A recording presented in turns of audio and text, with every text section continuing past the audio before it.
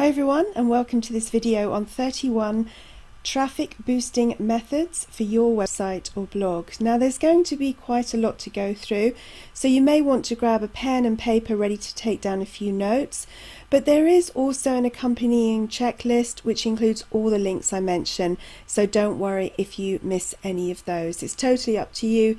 Take notes or just watch and let it be food for thought. So just to briefly introduce myself, my name is Alison Wood and you can find me over at alisonmwood.com. Now I started building websites about 8 years ago and I run them in a few different niches. One of the things I struggled with, and I think we all struggle with this to a certain extent, is getting traffic, whether that's to your website where you sell your products or services, to our blog, or even to a marketplace such as Etsy. It doesn't matter what you sell, you need to get eyes on what you offer, so that's why I wanted to share with you these 31 ideas today. So the ideas I will share are a mixture of on and offline activities, most of them online. Some of them you will definitely have heard of before, many you will be doing, and some may be new to you. And hopefully that mix will be different for everyone. What I want to encourage you to think about though is even if you are already doing something, can you approach it in a new way? Mix it up a bit, try two of these things together, leverage offline activities by taking them online or vice versa. If as I start to work through the list you think, but I'm doing these, I want you to think carefully about whether you are doing them consistently and really making the most of what they each have to offer. Even if you are already doing some, don't worry, we won't be able to linger on any for very long, so a new one will be coming along. Also, if you do want more info on any of the checklist, I will also point you towards some of my free videos so you can find out more. What I don't want you to do is to get overwhelmed and try to do too many things at once. All these ideas are here for you anytime you want to try them, so pace yourself and focus on a few at a time to best effect. However, I do want you to try some new ones, so commit to trying at least one that is new to you per month and you will be quite amazed at the results. Above all, avoid overwhelm, do take action and be consistent. Okay, let's start working through the 31. So obviously, first up, Facebook. Make sure you have a business page and don't use your profile, and make sure it's set up in the best way possible. As I said, I've got some free videos which can help with this and I will add these to the checklist. Facebook is so powerful simply because it has so many users in all demographics and in almost every niche under the sun. Number 2, Facebook groups. Find others in your niche or in your geographic area and get active. Don't spam them, provide valuable information, and this is a great way of networking. You can even create your own group for your clients or prospective customers, and I do have some training coming out on Facebook groups coming soon. Twitter, this is a great place to meet people within your niche, answer questions from your audience, connect with potential clients and have conversations. Look out for the hashtag days. For example, in the crafts arena there is Handmade Wednesday and there are ones for pets and all types of niches, so just have a look for your niche on Twitter and see what comes up, and that's a great way to meet new people. Facebook Live, if you're brave enough. This is an excellent way to connect with new people, and if you can provide great content relevant to your niche or run Q&As, then they may be the right choice for you. And for example, Facebook are very much pushing live in the timeline, so you will naturally get good exposure for your business. YouTube, so we will come on to creating your own video slightly later, but another way to use YouTube is to comment on other people's videos to leave valuable content. If you signed up with your Google Plus account, it should lead back to your profile so that people can find out more about you. If you are uploading videos to YouTube. However, also upload them direct to Facebook, because on YouTube you will make use of Google search because Google owns YouTube, but Facebook will give you more priority in the timeline if you actually upload the video direct rather than share it across from YouTube. So that's just a little tip there. Make sure with video you're making the most of it both on YouTube and on Facebook. Number 6 is Pinterest. Now this garners the most revenue of any of the social media platforms, beating out even Facebook. That's an average figure. Set up your profile, start pinning a mix of your own content and other people's, and again I will leave some resources for further viewing, as there are some right and wrong ways to approach Pinterest, especially in terms of pushing your own products and services. Number 7, Instagram. This is so big right now, and through hashtagging it's a great way to connect with your target audience. I would definitely recommend you to hop on the platform if you haven't done so already, and even if you don't want to share images you take yourself, you can create quotes or really get creative in a wide variety of ways using free images from sites like Pixabay. You can edit those easily using something like Canva or PicMonkey. However, it's also a great place to share images from your own life to connect more with your audience, images from events, product images, ones relating to the services you offer.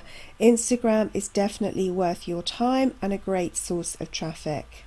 Number 8, LinkedIn. Definitely one if you sell business to business, but you can also garner a following whatever your niche. It helps to connect initially with people you know in real life and then grow your following from there. Don't forget to post regular updates to the timeline on LinkedIn, as well as just connecting with people. I think sometimes people forget that it has a timeline just the same as Facebook, so what you share to your Facebook page, you can share to your LinkedIn timeline. Number 9, LinkedIn groups. These are another great way to connect with people niche-based or geographically, particularly if you are in a local business. So just go into the groups area on LinkedIn, search for your topic area, search for where you live and see what comes up. Number 10 is mini blogging on other platforms. So things like LinkedIn Pulse, Medium, even Facebook instant articles. It's early days to the final one, but the others are definitely worth investigating to grow your audience. So you can just write a short post, short or long post if you want to. You can link back to your website, you can link back to products, make it informative, make it helpful for people, and they can then go on and find out more about you. Number 11 is StumbleUpon. This is a bookmarking site where you share the URL of your blog post once it's live. For me, the site has mixed results, sometimes garnering very few visits, sometimes literally hundreds. And because I get good results, it's worth the couple of minutes it takes me to share my posts there. An extra tip is to have a share bar below your blog posts and to systematically always work through and share them to the main social media platforms every time you write a blog post. It's all very well to write a post, but are you getting the most exposure possible for it? Which brings us on to building a blog if you haven't done so already.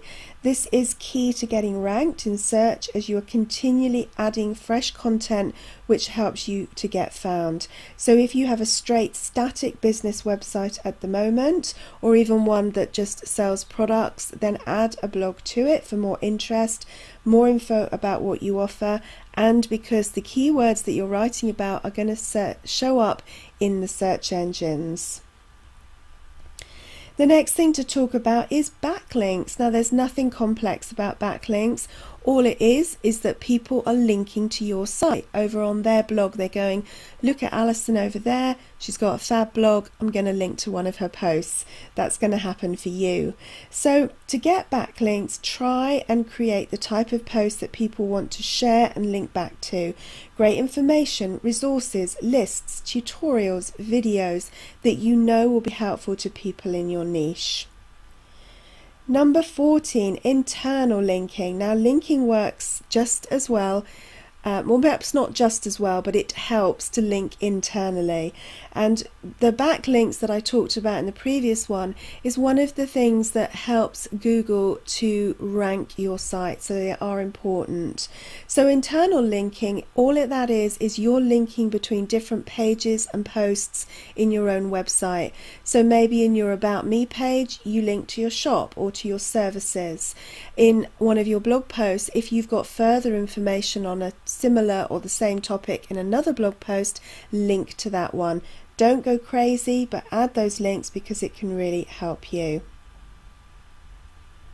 Now I'm going through these at quite a fast pace because I really want to get as many covered as possible. You can always come back and rewatch this if you want further information, but as I said, the checklist will give you lots of further links out. So I just want to get through it so that you can use it as fast as possible. So we're about halfway through now, and the next one is 15, reshare evergreen content. Just because a blog post is older doesn't mean it can't still be of help to people.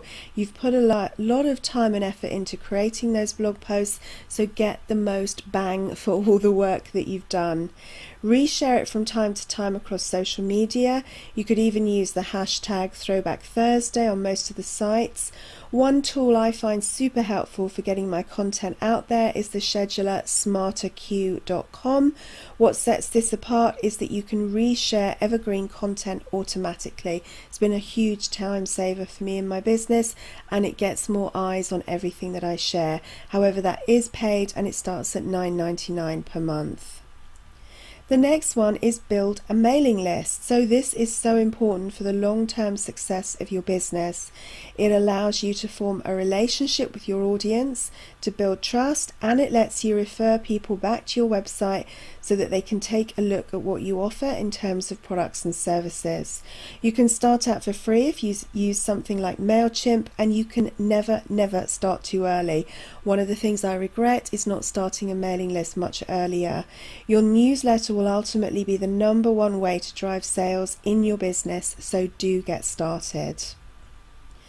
Now, SlideShare, if you create PowerPoint presentations or something similar, or Keynote on Mac, or even one on the Google Drive, the Google Docs, you can create them there easily. You can then share them across SlideShare for a new audience. You can even turn blog posts into presentations, so again, you're reusing your content.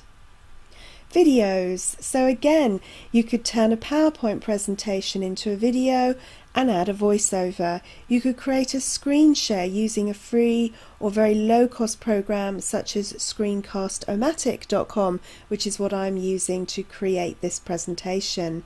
You could video yourself giving a presentation. You could video your products or where you work.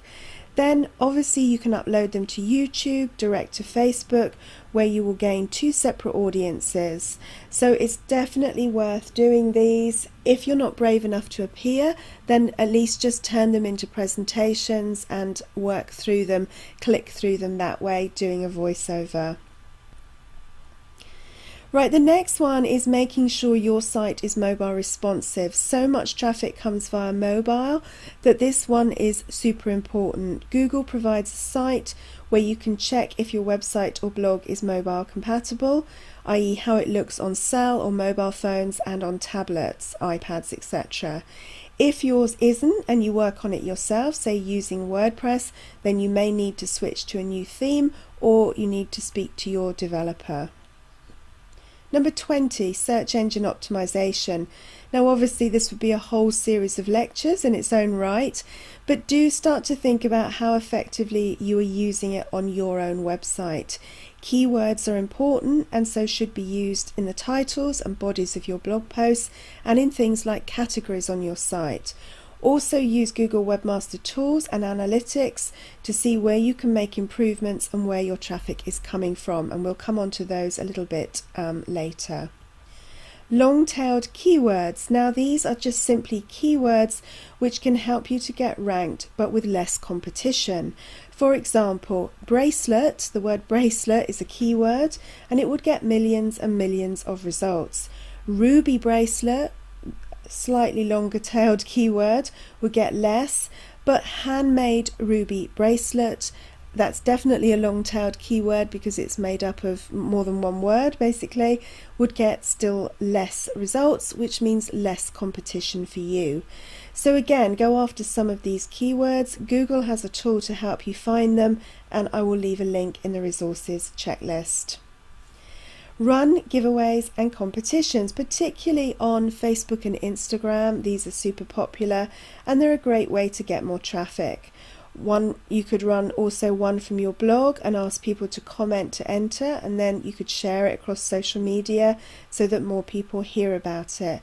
You can even use apps such as Rafflecopter, and I have a video that will help you dive into running a Facebook giveaway.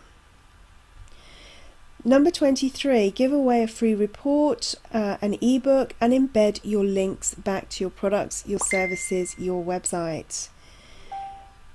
People often give away a free report or something similar to encourage people to sign up to their newsletter. Make sure this has plenty of links embedded in it back to your site or to particular blog posts, products or services. The next one is guest posting. Guest post on other sites in your niche and also try to get on some of the authority sites, for example the Huffington Post, or anything that's big in your niche. Big sites that many people have heard of and read, which will depend on what kind of niche you're getting out there in. Number 25, we just touched on this earlier, but create good pinnable images, ones that you can add to Pinterest, to Instagram. PicMonkey, Canva, great ways to create these. I've got a free PicMonkey course, and again I will add that to the list. You can share these across social media, you can put quotes, you can do checklists, you can do resources, recipes, tutorials, whatever is a good fit for your niche. Print your link on everything, whether that's business cards, invoices, packaging that you send out, anything at all. You want people to come back to your website and be able to find you. Advertise locally, maybe local magazines, booklets that get dropped through doors, flyers, cards in shops. Even if you're not specifically a local business, it can be good to start out in your area because the advertising can be sometimes lower cost, even if you're driving that to an actual website. Number 28, now I briefly mentioned this, you need to get set up on Google and Bing Webmaster Tools. That will let you know if there are any problems with your site and also let the search engines know that they should be ranking your site.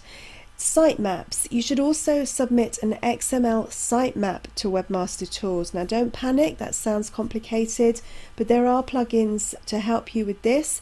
If you are using WordPress or if you're using another platform, they'll be able to tell you what you need to do for that. So you'll need to go back to the platform itself. This is what Google needs to index your site. Without your site being indexed, no one will be able to find you in search. This sitemap will then update every time you make a change to the site or add a new post, and this will trigger Google to come and crawl your site again. Number 29, for local search, this is important, and you should claim your place on Google My Business, and I'll leave you the link to that, and Bing Places. These allow you to edit the information on your business, verify contact information, add images, monitor reviews, etc.